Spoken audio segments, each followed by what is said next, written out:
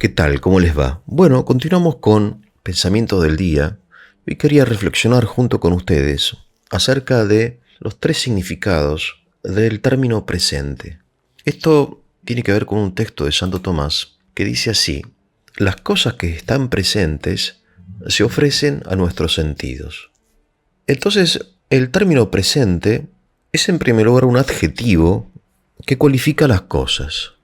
Las cosas pueden ser grandes o pequeñas, lindas, feas, verdes, azules, viejas, nuevas, etc. Pero también dentro de los adjetivos que podemos atribuirle a las cosas, le aplicamos el adjetivo presente.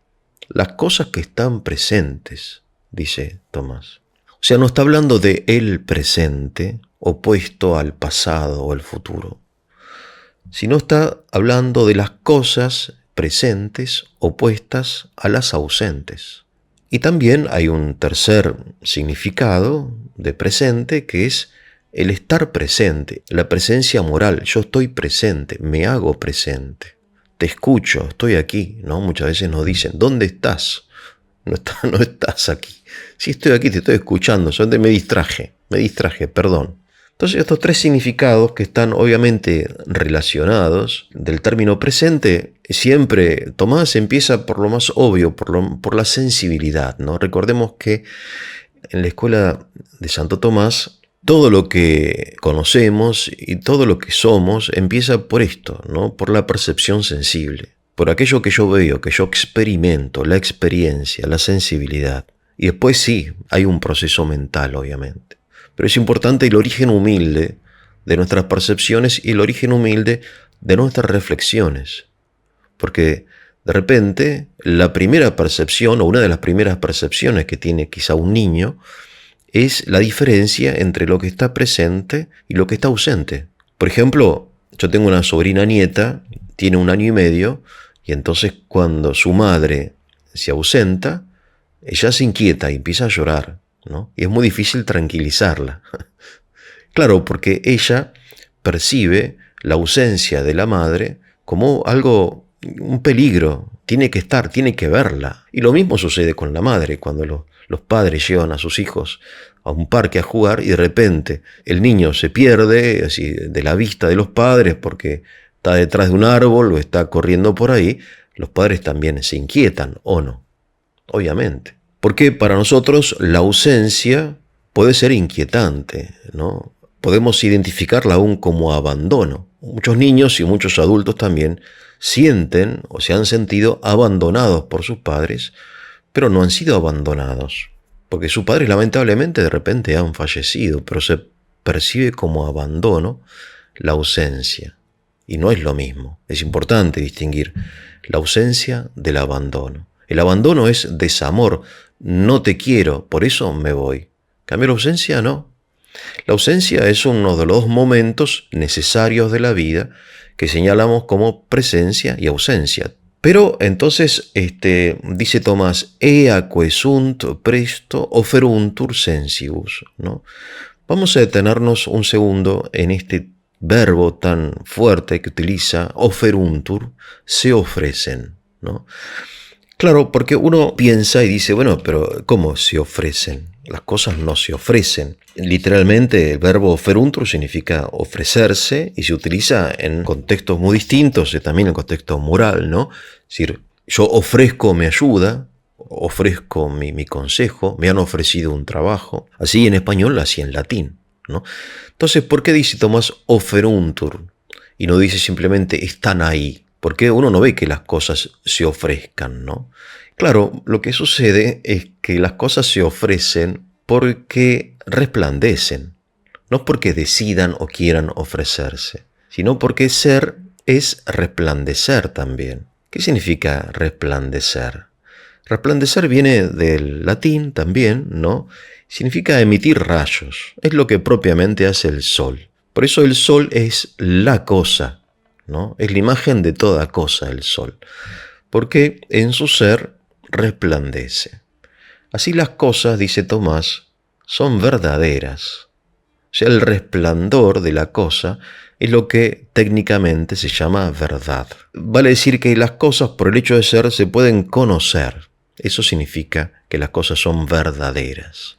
Es lo que en la escuela se llama la verdad ontológica, ¿no? Opuesta a la verdad intencional, que es la verdad que nosotros tenemos en nuestro corazón cuando en efecto, ¿no?, percibimos las cosas, ¿no? La verdad, dice Tomás, está en el hombre, fundamentalmente, ¿no?, en la afirmación.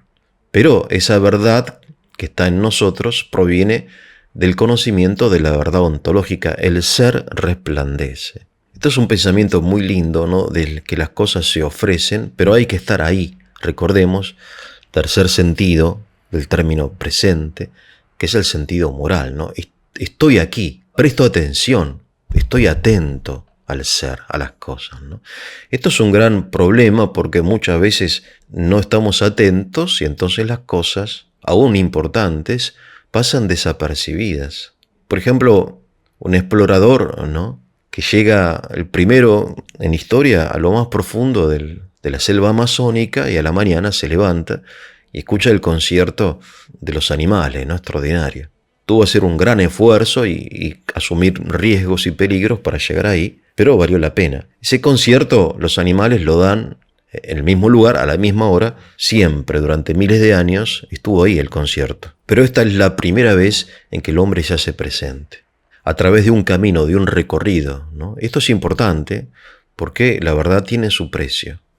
Por eso Jesús compara la verdad a un tesoro, que cuando alguien lo encuentra, vende todo lo que tiene, compra el campo donde está el tesoro, o sea, le realiza un sacrificio. Hay un precio, no un precio económico, porque la verdad es gratuita, pero es un precio moral, ¿no? Las cosas están ahí para que las disfrutemos, pero el disfrutarlas tiene también un costo. Entonces, el presente, hacerse presente o hacer presente las cosas en el sentido moral, es muy actual, ¿no? Yo recuerdo, yo hice un tramo de la carrera militar durante algunos años y todos los días a la tarde, antes de irnos a descansar, se leía la lista de los caídos en actos de servicio. Entonces eran pocos o muchos, depende, ¿no? Si era el periodo, por ejemplo, de una guerra, por ejemplo, la última guerra de Malvinas, se leía el teniente, el capitán, el soldado, el sargento, y después de un breve silencio decíamos presentes, gritábamos, ¿no? Era un momento fuerte del día, emotivo, porque mediante nuestra memoria hacíamos presentes a los ausentes. Y nos hacía bien recordar los actos heroicos, un poco para motivarnos a ser un poco mejores, ¿no? Esto de la memoria, de hacer presente, es un ejercicio del hombre que él siempre lo realiza, siempre. Por eso las pinturas rupestres es hacer presente lo ausente. El arte es eso, ¿no? El arte rupestre, en fin, todas las cosas. Pero en la conciencia cristiana esto es muy fuerte porque cuando Jesús, ¿no?, en las vísperas de la pasión, realiza un rito, dice, hagan esto en memoria de mí, en memoria mía. ¿Qué significa en memoria? Háganme presente. Yo quiero estar presente, no me olviden, dice Jesús. No me olviden, no olviden esto, ¿no? Y tal es así que en la liturgia, o sea, en el rito de la Santa Misa, al menos en el rito oriental, el rito empieza diciendo las siguientes palabras: en memoria de nuestro Dios y Salvador Jesucristo. 3 veces repite el sacerdote: en memoria, en memoria, en memoria, ¿no? Qué importante es la memoria, hacer presente. Obviamente aquí ya el término presente no es simplemente lo que sensibus oferuntur, ¿no?, lo que está presente aquí en forma sensible, físicamente presente, sino que el horizonte humano, mediante la memoria, el recuerdo, hace presente lo que está ausente mediante el recuerdo del pasado. Por eso digo que hay una relación que hay que estudiarla entre el presente como adjetivo, ¿no?, las cosas que están presentes, y lo presente como sustantivo, el momento presente. Aquí ya la oposición no es con lo ausente, sino con el pasado y también con el futuro. Entonces pasamos de lo presente como adjetivo a el presente. Si no hubiese cambio, no habría ni pasado ni futuro. Lo que explica la percepción del tiempo en estas 3 dimensiones es la dialéctica presente y ausente. Lo pasado es lo ausente, o lo percibimos como ausente, ¿no? Y lo futuro también es lo ausente, pero que lo que esperamos, ¿no? que va a ser presente. Ahora bien, esto es algo específico del hombre. Los animales no tienen esto. Sí, los animales perciben lo presente y esperan lo futuro también. Y esto es lo extraño, que los animales esperan lo futuro pero no lo conocen. Cuando Santo Tomás responde a esta objeción literalmente, ¿no? Porque él dice literalmente que los animales no conocen el futuro, que conocer el futuro es exclusivo del hombre. Entonces él se objeta a sí mismo porque acaba de escribir un capítulo titulado Los animales tienen esperanza. Acerca de esto yo hice un comentario hace unas semanas. Entonces él responde, y leo literalmente, dice así: aunque los animales no conozcan lo futuro, no obstante, el animal se mueve por instinto natural hacia algo futuro, como si lo previese. Es un texto difícil que hay que analizar, pero bueno, la afirmación aquí es tajante.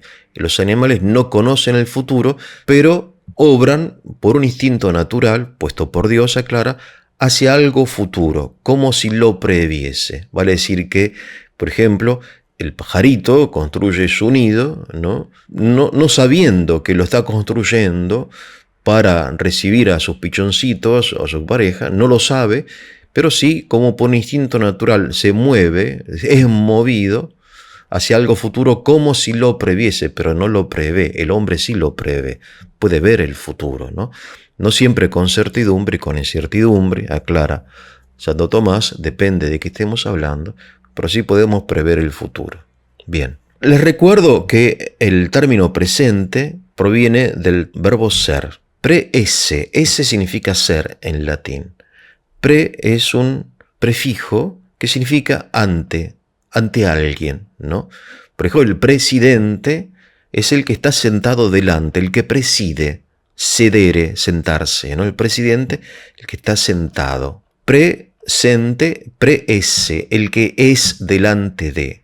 El ausente, en cambio, también proviene del verbo ser, que es el verbo de los verbos, el verbo más importante, en la lengua latina y en español también, pero el prefijo es opuesto al pre, es ab, Por ejemplo, abstenerse, En fin, hay muchos verbos, muchas palabras que se forman con este prefijo ab, Entonces el ser, nosotros lo determinamos como el ser que está presente mediante el prefijo pre, el que veo y el que puedo ver porque yo me hago presente, aquello que está presente, Recordemos que la presencia es mutua y ab es ausente, pero este prefijo ab no es el prefijo que señala en la lengua latina y en español la inexistencia. Precisamente el prefijo in significa inexistente, Inexistente, ineficiente, inmortal, es la negación. Ab no es negación, sino ocultamiento, distanciamiento. Hay un distanciamiento, pero no es que sea inexistente. Es importante esto, ¿por qué? Porque no podemos, repito, identificar lo ausente como lo inexistente. Así como no podemos identificar la ausencia como abandono desde el punto de vista psicológico y emocional, es muy importante esto. Tampoco tenemos que identificar la ausencia como la inexistencia. Las cosas existen, aunque no estén presentes ellas ante mí, aunque yo no me haga presentes delante de ellas, ¿verdad?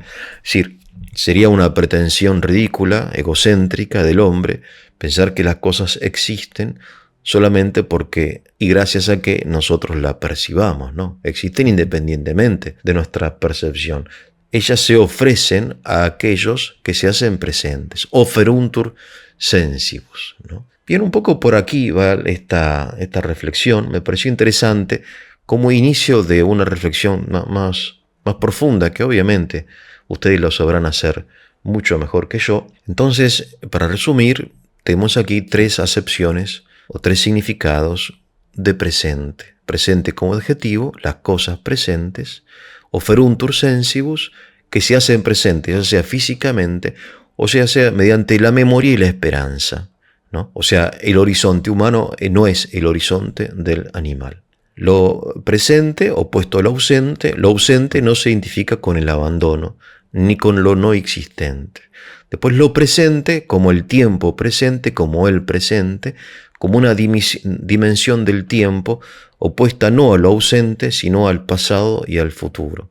Pero entendemos que, desde el punto de vista menos de la lengua, esta idea del sustantivo presente proviene del adjetivo. O sea, percibimos lo pasado y lo futuro porque están ausentes. Si estuvieran presentes, serían precisamente presentes. No habría ni pasado ni futuro. Sería eterno, en una palabra, ¿no? Y después el presente como estar presente como actitud moral, como estar atento, ser cuidadoso, como estar atento a nuestros seres queridos, a las cosas, ¿no? A las cosas hermosas que se ofrecen, ¿no? Pero también a las cosas trágicas que suceden. Y es importante también que se hagan presentes en nuestro corazón, aunque obviamente nos produzcan sufrimiento. Bien, con esto termino. Si fue de su utilidad, les voy a pedir que le pongan el like o se suscriban, compartan para la difusión del canal. Que tengan un muy buen día.